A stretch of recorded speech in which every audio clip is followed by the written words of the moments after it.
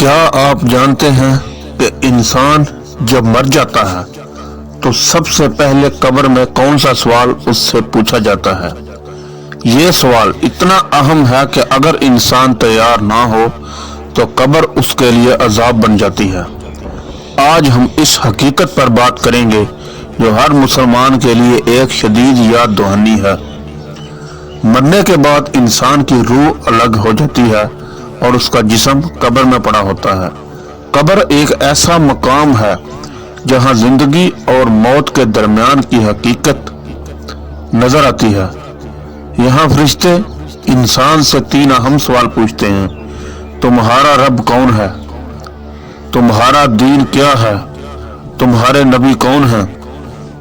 अगर इंसान की जिंदगी अल्लाह की राह में नहीं गुजरी तो उसके लिए ये सवाल इंतहाई मुश्किल और खौफनाक हो जाते हैं।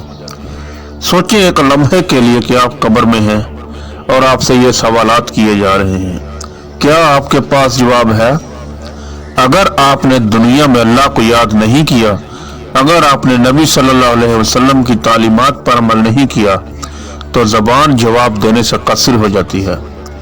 कब्र इंसान को ये बताती है कि ज़मीन पर गुजरा हुआ वक्त, अमाल और नीयतें कितनी अहम हैं। हर नेकी और हर गुनाह का हिसाब लिया जाता है। यह हकीकत बहुत से लोगों के लिए खौफनाक है, लेकिन यह हमें जिंदगी में सही रास्ते पर लाने के लिए है। फर्ज करें एक शख्स अपनी जिंदगी में सिर्फ दुनियावी कामों में मसरूफ रहा, नमाज नहीं पढ़ी, अल्लाह को याद नहीं किया, नबी सल्लल्लाहु अलैहि वसल्लम की तालीमात पर अमल नहीं किया। जब वो कब्र में पहुंचता है, फरिश्ते सवाल करते हैं और वो जवाब देने से आजिज रहता है। कब्र उसके लिए तंग और खौफनाक हो जाती है। यही वजह है कि कब्र की हकीकत और आखिरत की तैयारी इंतहाई अहम है।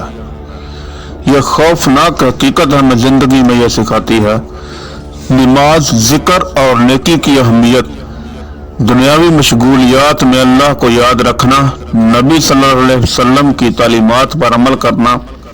अगर हम आज से तैयार हो जाएं तो ना सिर्फ कब्र के सवालात का जवाब दे सकेंगे बल्कि आखिरत में सुकून भी हासिल होगा।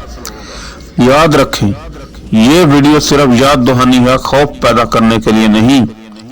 आज से छोटे छोटे आमाल और अल्लाह की याद इंसान को कब्र के दिन के लिए मजबूत बना सकते हैं। इस वीडियो को लाइक करें, शेयर करें और सब्सक्राइब करें ताकि आप और आपके अजीज भी इस अहम हकीकत को जान सकें। क्या आप जानते हैं कि इंसान जब